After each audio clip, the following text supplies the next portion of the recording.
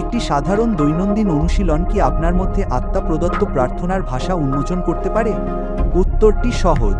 প্রত্যেক আত্মিক বরদানের মতোই এর বৃদ্ধি ঘটে পবিত্র আত্মার সাথে সম্পর্ক, বিশ্বাস, অনুশীলন এবং তার কাছে আত্মসমর্পণের মাধ্যমে। অন্য ভাষায় কথা বলা কোনো অভিনয় বা চাপের বিষয় নয়। এটি পবিত্র আত্মার সাথে অংশীদারিত্ব এবং ঈশ্বরের সাথে ঘনিষ্ঠতা বৃদ্ধির বিষয়। আমরা কেবল 4টি সহজ উপায় দেখতে চাই যার মাধ্যমে আমরা উন্নতি করতে পারি।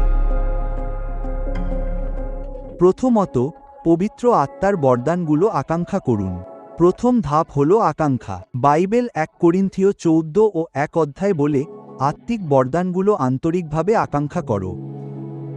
ঈশ্বর ক্ষুধার্ত হৃদয়ে সাড়া দেন।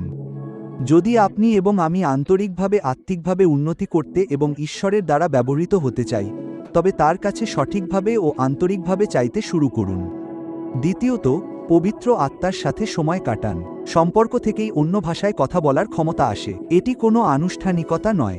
শিষ্যরা উপরের ঘরে ঈশ্বরের উপস্থিতিতে অপেক্ষা করার সময় এই বরদান পেয়েছিলেন। আমরা যত বেশি উপাসনা, প্রার্থনা, ঈশ্বরের বাক্য নিয়ে ধ্যান এবং ঈশ্বরের উপস্থিতিতে সময় কাটাব, তত বেশি আত্মিকভাবে সংবেদনশীল হয়ে উঠব। পবিত্র আত্মা কেবল অনুভব করার মতো কোনো শক্তি নন। তিনি এমন একজন সত্তা যাকে জানতে হয়। 3. বিশ্বাসে এগিয়ে যান। প্রেরিত 2 অধ্যায়ে আমরা দেখি যে পবিত্র আত্মা তাদের কথা বলার শক্তি দিয়েছিলেন, কিন্তু শিষ্যরা নিজেরাই কথা বলছিলেন। ঈশ্বর প্রেরণা দেন এবং আমরা বিশ্বাসে সাড়া দিই। একটি শিশু চুপ থেকে নয়, বরং কথা বলার মাধ্যমেই ভাষা শেখে। কখনো কখনো লোকেরা অপেক্ষা করে যে ঈশ্বর তাদের মুখ সম্পূর্ণরূপে নিজের নিয়ন্ত্রণে নিয়ে নেবেন। কিন্তু বাইবেলের জিহ্বায় কথা বলার বিষয়টি প্রায়শই পবিত্র আত্মার সাথে আমাদের সহযোগিতার সাথে জড়িত। বৃদ্ধি তখনই শুরু হয় যখন আমরা বিশ্বাসে এগিয়ে যাই, যদিও শুরুতে তা সহজ মনে হতে পারে। আমাদের বেড়ে ওঠার আরেকটি উপায় হল ব্যক্তিগত প্রার্থনায় নিয়মিত অনুশীলন করা। আবারও 1 করিন্থীয় 14:4 পদে পৌল লিখেছেন, যে জিহ্বায় কথা বলে সে নিজেকেই গড়ে তোলে। আর বেড়ে ওঠার অন্যতম সেরা উপায় হল নিয়মিত ব্যক্তিগত প্রার্থনা।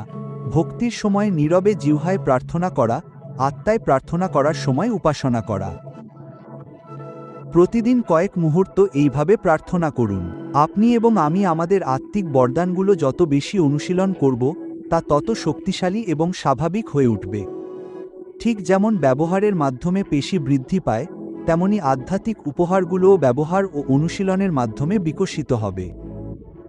আর আপনি ও আমি নিজেদেরকে গড়ে তুলে ঈশ্বরের ইচ্ছানুযায়ী বিকশিত করতে পারি। ধন্যবাদ।